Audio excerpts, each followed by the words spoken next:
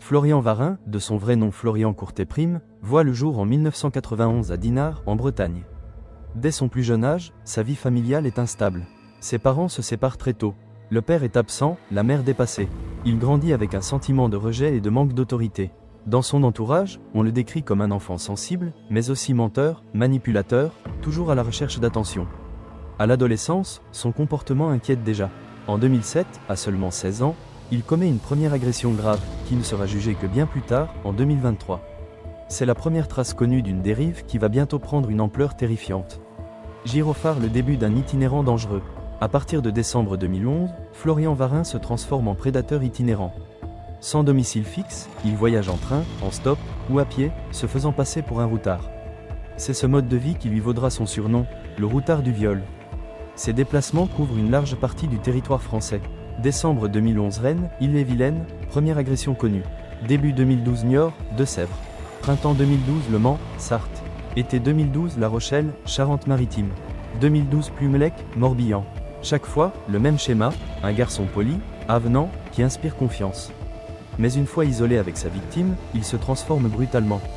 Ses attaques sont violentes, rapides, imprévisibles.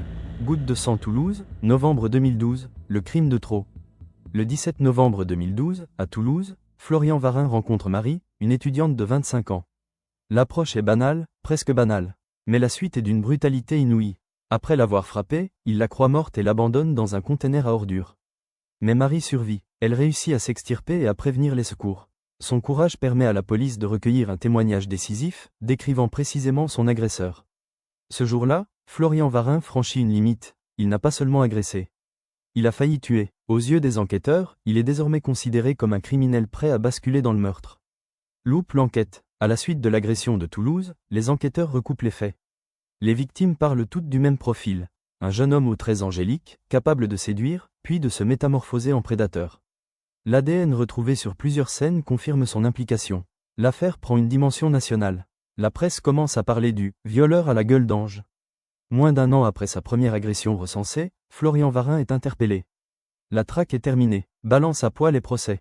Mais son histoire judiciaire sera tout aussi longue que ses crimes ont été rapides. 2015, Toulouse, premier procès. Il est condamné à 30 ans de réclusion criminelle. 2018, Albi. La peine est confirmée en appel, mais annulée ensuite pour un vice de procédure. 2021, Montauban, nouveau procès. La cour d'assises le condamne à 28 ans de prison, dont 18 ans de sûreté, assortis de 10 ans de suivi socio-judiciaire. 2023, Rennes, un dernier procès, cette fois pour l'agression commise quand il était mineur, en 2007. Il reçoit 5 ans supplémentaires, intégrés à sa peine. Aujourd'hui, il sait qu'il ne pourra pas sortir avant au moins 2040. Télévision. L'impact médiatique. Son affaire a bouleversé la France. Des documentaires et émissions comme Fait entrer l'accusé ou Enquête criminelle ont retracé son parcours, montrant le contraste effrayant entre son apparence juvénile et sa violence inouïe. On parle de lui comme d'un prédateur itinérant, qui a terrorisé des villes entières. Théâtre. Conclusion. Entre 2011 et 2012, Florian Varin a agressé environ 15 femmes dans toute la France. Il n'a tué personne, mais certaines de ses victimes ont frôlé la mort. À Toulouse, en novembre 2012, il est persuadé d'avoir commis un meurtre. Mais le destin en a décidé autrement. Son nom reste gravé dans l'histoire criminelle française, celui d'un homme au visage d'ange, mais au cœur sombre, qui a semé la terreur partout où il est passé.